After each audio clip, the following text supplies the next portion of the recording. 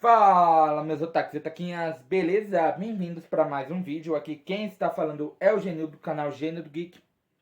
E hoje vamos falar de um anime que vai narrar a história de Yuki, uma garota que acorda em uma mansão luxuosa com outras 5 garotas vestidas de empregadas. Elas são forçadas a participar de jogos mortais e armadilhas para sobreviver. Embora seja uma situação de terror para a maioria, para Yuki, de 17 anos, participar desses jogos é sua carreira. Ela trabalha, ela vive disso, pois ela vive para jogar e sobreviver a esses jogos mortais. Ela joga justamente para ganhar dinheiro, né, e sobreviver, né? Porque é praticamente como se fosse Round 6, entendeu? Você sobrevive e ganha uma certa quantia de dinheiro. Ela justamente faz isso. E eu estou falando de jogando jogos mortais para colocar comida na mesa, então já solta o dedo no like, comenta aí embaixo, compartilha nosso vídeo, porque hoje ele será épico. Então vambora!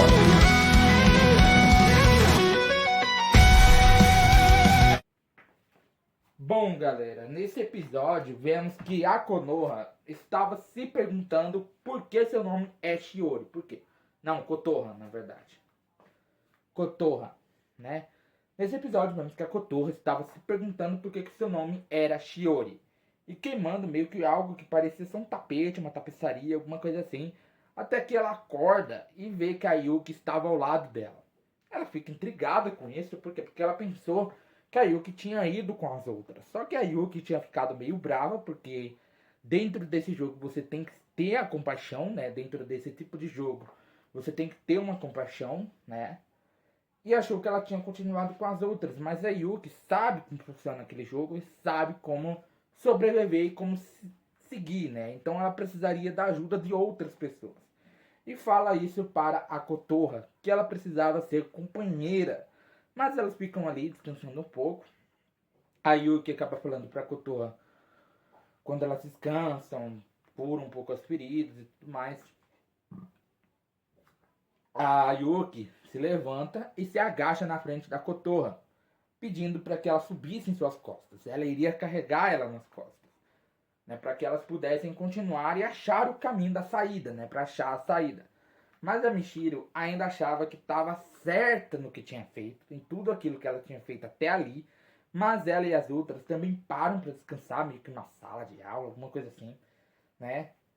E depois, né, continuam a jornada para tentar achar a saída. E o mesmo vale para Yuki e para Kotoha, que estavam no caminho, né, elas estavam indo pelo caminho e decidem meio que parar, porque a Kotoha acaba dando uma tosse, então eles param para descansar, né, quase na mesma sala que a Michiro e as outras tinham parado, pois precisavam descansar. E a Yuki acaba falando que agora a equipe da Michiro não encontrariam mais nenhuma armadilha dali para frente.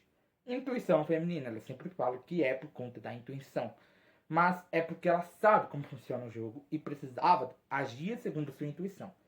Mas o andar que a equipe da Michiro estava tinha sim algo que representava um perigo que elas não esperavam, que no caso era meio que um lobo, né, um cachorro, um lobo, que tinha achado elas. Elas do nada, elas estavam ali andando normal e houve um barulho estranho. Quando apontam a lanterna para onde estava vindo esse barulho estranho, elas acabam vendo um lobo. A Michiro, querendo sair dali para que ele não avançasse, elas começam a andar devagar. Elas vão se afastando cada vez mais devagar para tentar sair dali sem serem atacadas pelo lobo.